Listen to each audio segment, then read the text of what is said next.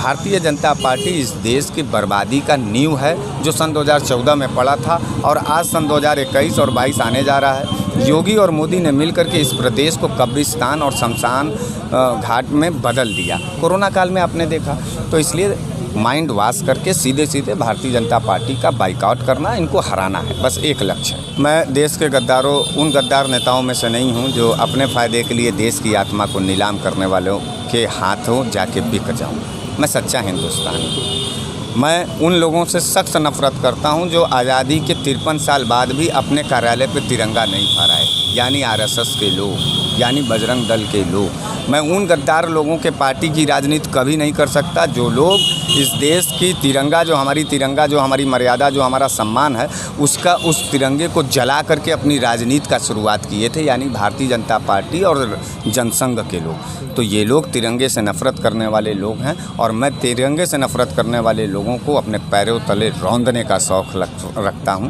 उन्हें गले लगाने का शौक़ नहीं रखता। दोस्तों, आप सभी का स्वागत है अभिव्यक्ति इंडिया पे। हम पहुंच चुके हैं उत्तर प्रदेश के वाराणसी शहर में। वाराणसी शहर प्रधानमंत्री जी का संसदीय क्षेत्र है। हम आपको ऐसे युवा नेता से मिलाएंगे जो बहुत ही खूंखार नेता, जो इनका जो स्टेटमेंट आता है बहुत ही सोशल मीडिया पे वायरल होता है। आप उनको भली भांति जानते भी होंगे, जो वाराणसी में मिश्रा जी के नाम से प्रसिद्ध हैं। स्वागत है सर आपका। सर बहुत बहुत धन्यवाद आपका। सर, मिश्रा जी कब से आप बन गए?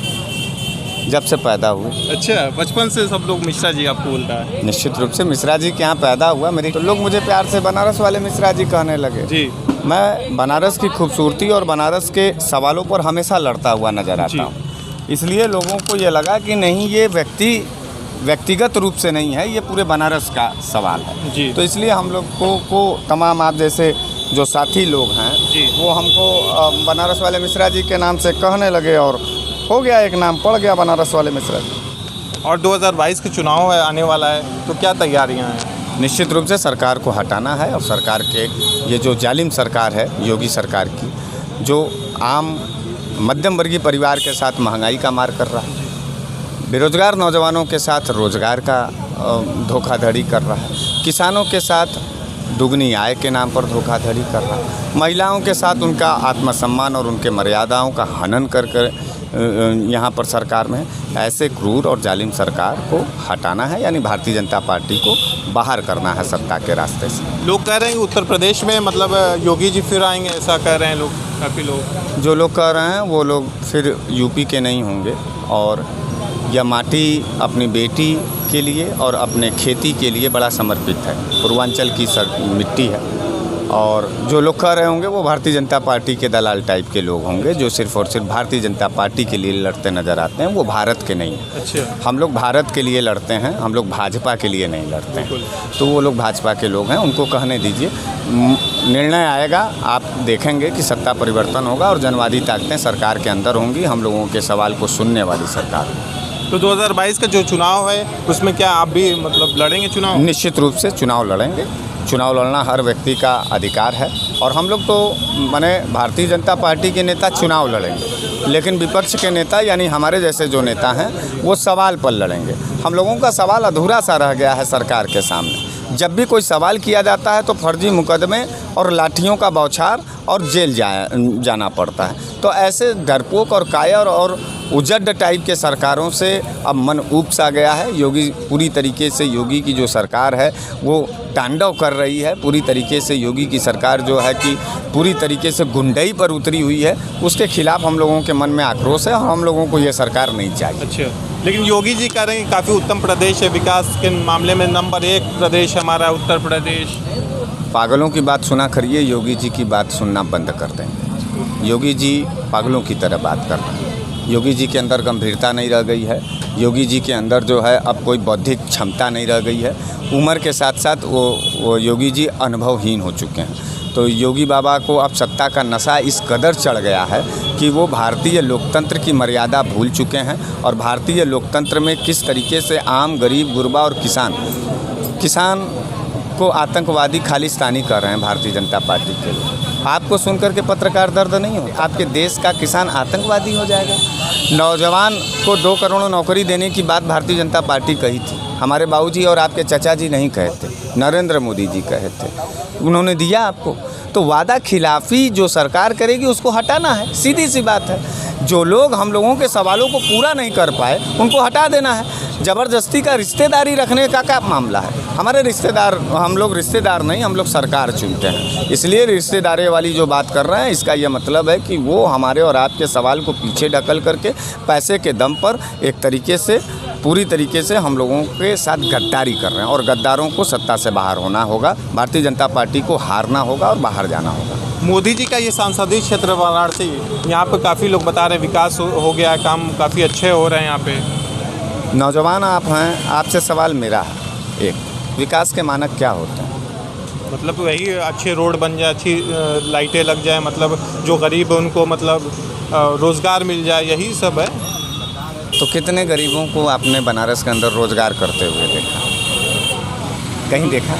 नहीं देखा। लेकिन जो प्रिंट मीडिया, इलेक्ट्रॉनिक मीडिया में तो दिखाया जा रहा है, जैसे लॉकडाउन में जो मनरेगा के तहत काम दे दिया गया था, लोग बता रहे हैं नोटबंदी हुआ था, यही देश की गंभीर मीडिया जिसकी आप बात कर रहे हैं 2000 के नोट में चिप का न्यूज़ चला रहा था, याद है? याद है ना?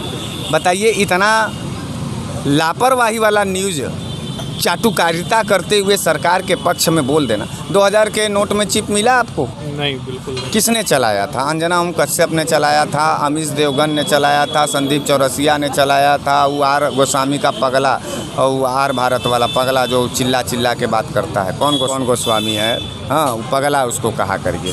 तो वो सब तो नोटबंदी। अच्छा, एक बात बताइए, आप कह रहे हैं भाजपा का विश्वास करना चाहिए, भाजपा के नेताओं पर विश्वास करना चाहिए। हम करेंगे विश्वास, हम दावा कर रहे हैं आपसे, लेकिन आप मेरा एक शर्त पूरा करवाइए।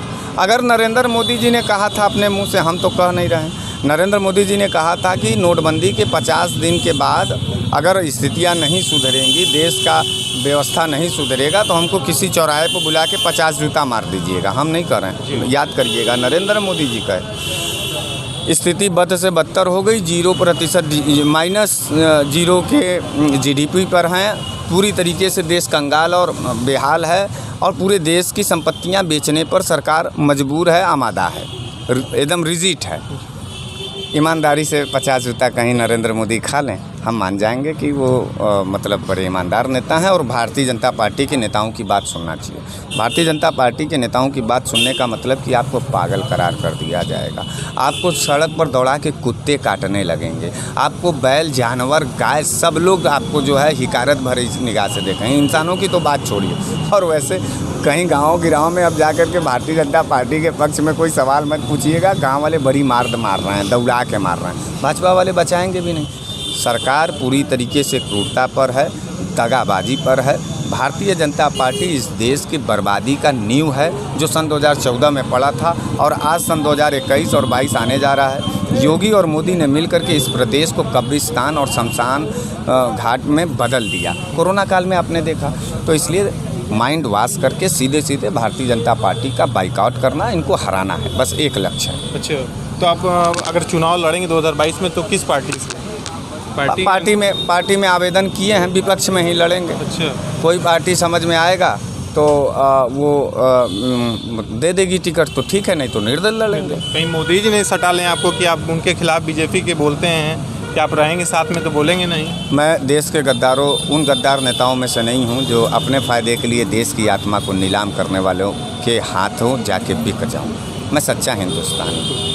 मैं उन लोगों से सख्त नफरत करता हूं जो आज़ादी के 53 साल बाद भी अपने कार्यालय पर तिरंगा नहीं फहराए, यानी RSS के लोग, यानी बजरंग दल के लोग। मैं उन गद्दार लोगों के पार्टी की राजनीति कभी नहीं कर सकता जो लोग इस देश की तिरंगा, जो हमारी मर्यादा, जो हमारा सम्मान है, उस तिरंगे को जला करके अपनी राजनीति का शुरुआत किए थे, यानी भारतीय जनता पार्टी और जनसंघ के लोग। तो ये लोग तिरंगे से नफरत करने वाले लोग हैं, और मैं तिरंगे से नफरत करने वाले लोगों को अपने पैरों तले रौंदने का शौक़ रखता हूँ, उन्हें गले लगाने का शौक़ नहीं रखता हूँ। देखिए दोस्तों, हमारे बीच वाराणसी वाले मिश्रा जी थे, जो उन्होंने अपनी बातों को बहुत ही बाकी से रखा। और देखिए, इसी तरह की हमारी वीडियो देखने के लिए हमारे चैनल को सब्सक्राइब कीजिए, लाइक कीजिए व शेयर कीजिए। धन्यवाद।